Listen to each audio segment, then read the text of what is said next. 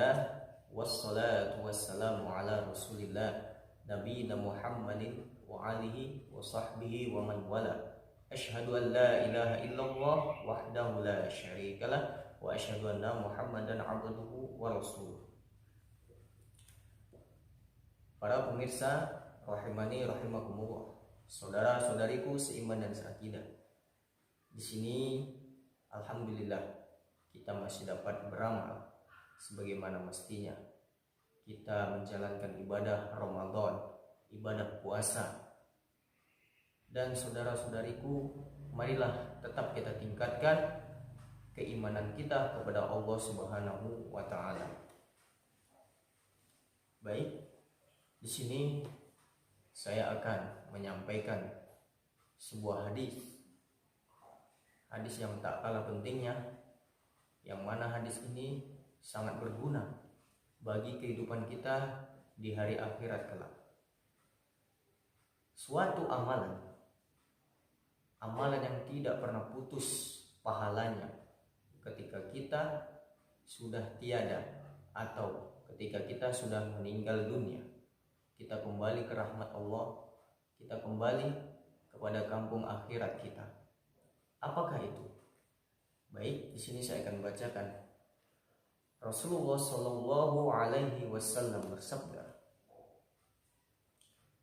ya, dari hadis yang dikeluarkan oleh Al-Imam Muslim, idza matal insanu qita'a amaluhu illa min salas, sadaqatin jariyah aw ilmin yuntafa'u bihi aw waladin salihin yad'u lah.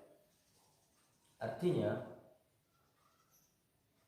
jika seseorang telah meninggal dunia, maka putuslah segala amalnya kecuali 3. Yang pertama,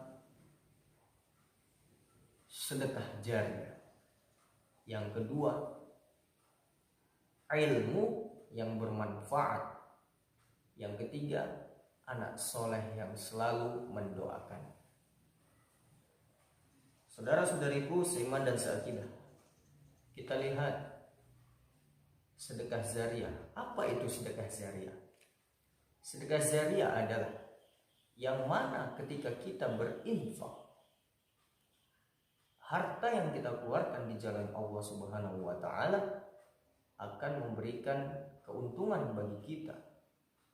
Misal kita berinfak untuk menyumbang, ya, ke masjid, baik itu berbentuk materi, uang, baik itu berbentuk makanan, minuman, atau keperluan masjid, maka selagi ada orang yang masih sholat di dalam masjid, berapa banyak orang yang sholat di masjid tersebut, walaupun kita sudah meninggal, maka pahala itu akan terus mengalir kepada kita, insya Allah. Itulah contoh yang lain. Misalnya, contoh kita membangun pesantren, membangun rumah tahfiz, ya, membangun tempat belajar ilmu agama, ya, yaitu hal-hal semacamnya. Kita membangun panti asuhan.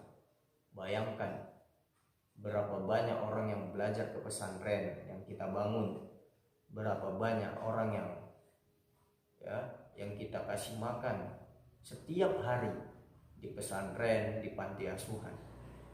Maka insya Allah pahala itu akan terus mengalir kepada diri kita.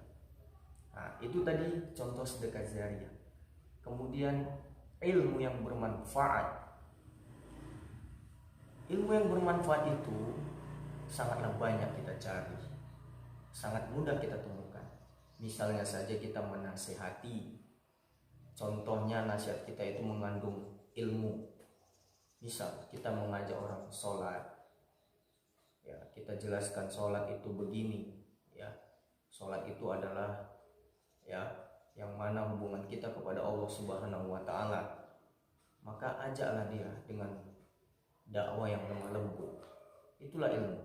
Contoh seorang ustadz, seorang guru yang mengajarkan ilmu agama, ilmu Al-Quran, ya, bayangkan satu huruf dari Al-Quran itu mengandung 10 kebaikan atau 10 pahala. Bayangkan berapa ayat yang diajarkan. Maka ketika muridnya mengamalkannya, gurunya akan mendapat pahala walaupun dia sudah meninggal. Itu hal yang sangat luar biasa di dalam agama Islam. Itu tadi ilmu yang bermanfaat. Kemudian yang ketiga adalah anak soleh yang senantiasa mendoakan kita.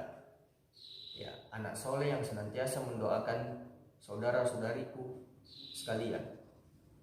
Anak soleh ini bagaimana caranya? Anak soleh adalah anak yang betul-betul dia menjaga sholat 5 waktu, yang betul-betul berbakti kepada kedua orang tuanya. Maka daripada itu cetaklah, ya, bimbinglah anak-anak, yang saudara-saudariku miliki, ditekankan dengan ilmu agama. Insya Allah dia akan tahu bagaimana cara sholat, berdoa. Maka daripada itu, ketika meninggal, seandainya kita meninggal, maka anak tersebut akan mendoakan, ya Allah, ya Rabbi, ampunilah dosa-dosa kedua ibu bapakku yang telah mengasuhiku sewaktu aku masih kecil. Lihat, orang-orang tua kita yang telah mendahului kita, mereka butuh doa dari kita, bukan dari orang lain. Doa kita yang makbul. Kitalah anak soleh yang dinanti-nantikan, dibangga-banggakan. Maka teruslah berdoa untuk kedua orang tua kita. Insya Allah akan membawa berkah kepada mereka. Demikian yang dapat saya sampaikan mengenai hadis yang saya bawakan tadi. Mudah-mudahan saudara-saudariku seiman dan seakidah bisa memahaminya, insya Allah. Untuk itu, lebih dan kurang saya mohon dimaafkan.